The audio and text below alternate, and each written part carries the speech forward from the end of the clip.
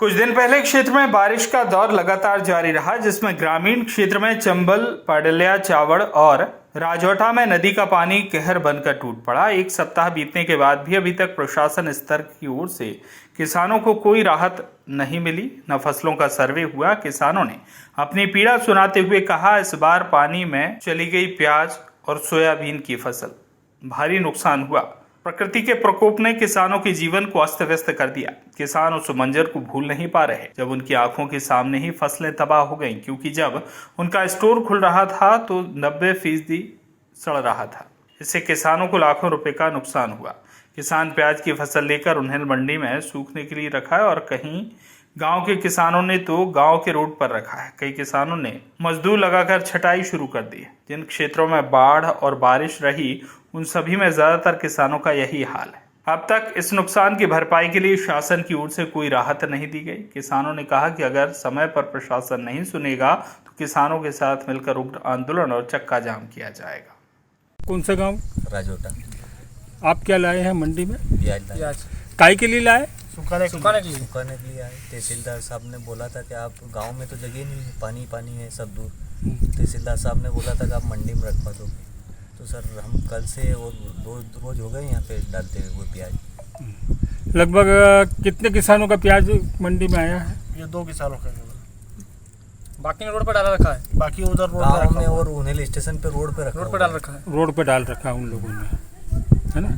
तो इसके लिए सरकार ने कोई मुआवजा वगैरह ऐसा कुछ भी नहीं है हमारे गांव में। तो सिर्फ हमारे गांव के रतन पटेल सरपंच साहब है, उनकी तरफ से राशन पानी वितरण हुआ है और शासन प्रशासन से कोई भी व्यवस्था नहीं है गांव में।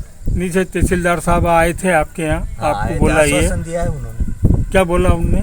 कि हाँ करवा रहे हैं। नहीं तो क्या उनने कोई मापदंड बतलाया करवा रहे हैं तो कितना करवाएंगे? उन्होंने बोला कि आप मंडी में चले जाओ, कोशिश जारी है, आपके प्याज वहाँ रखवा देते हैं, वहाँ खाली कर दो जाके, बस यही है और कुछ भी नहीं। लगभग कितना प्याज होगा? करीबन बहुत सारे किसान होंगे गांव के अंदर। हमारे सर यहाँ कम से कम 21 से 22 जने के प्याज थे सर, पूरा गांव ही है हमारा। तो कितने कुंटल होंगे? लगभग 17-18 कुंटल। हाँ, ये करीबन 2000 कुंटल।